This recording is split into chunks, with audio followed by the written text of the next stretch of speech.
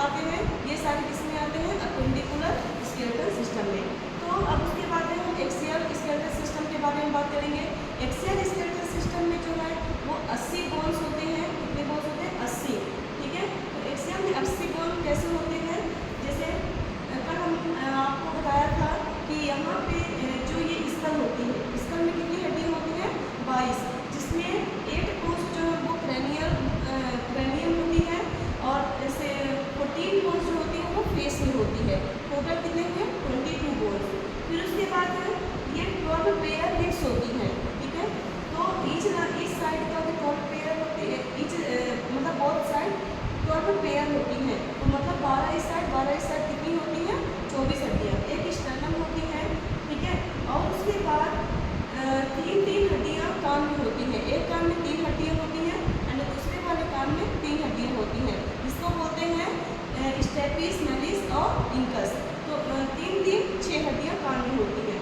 ऐसे अगर हम जोड़ें तो 22 6 28 एंड 12 1 24, 28 और 24 कितना होगा, 48 52, ठीक है। फिर उसके बाद हो गया एक ये होता है स्टर्नम 53 एंड जो 26 हड्डियाँ होती हैं ये होती हैं यहाँ पे, जो आपकी वर्टेब्रल कॉलम होती है, रीढ़ की हड्डियाँ, ये जो पीछे होती है रीढ़ की हड्डियाँ यहाँ पे होती है 26 बोन, ठीक है। तो कितनी होगी, 52 और 26, ठीक है। 52 26 होगा कितना, आप कैलकुलेट कर लीजिएगा। उसके बाद एक बोन होती है हाइट बोन, जो यहाँ पर होती है गले में होती है, ठीक है।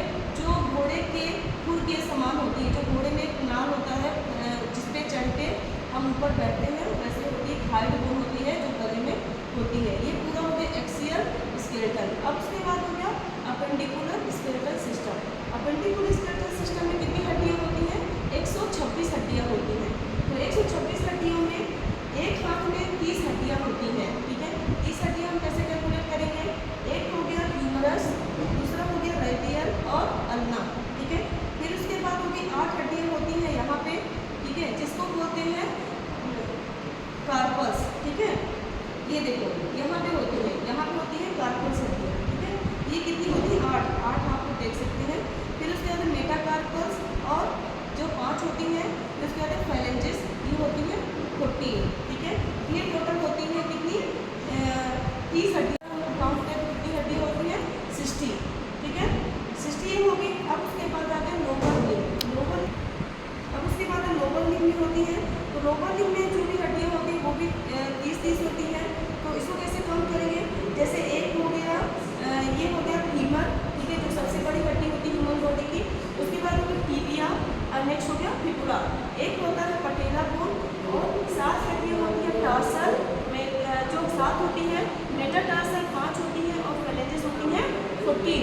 तो इस तरह से देखो यहाँ पे हैंड में यहाँ पे जो कार्पस होते हैं यहाँ पे 8 होते हैं, लेकिन जो टार्सल बोन होती है वो 7 होती है, उसकी एक हड्डी जो है वो घुटने में आ जाती है, ठीक है।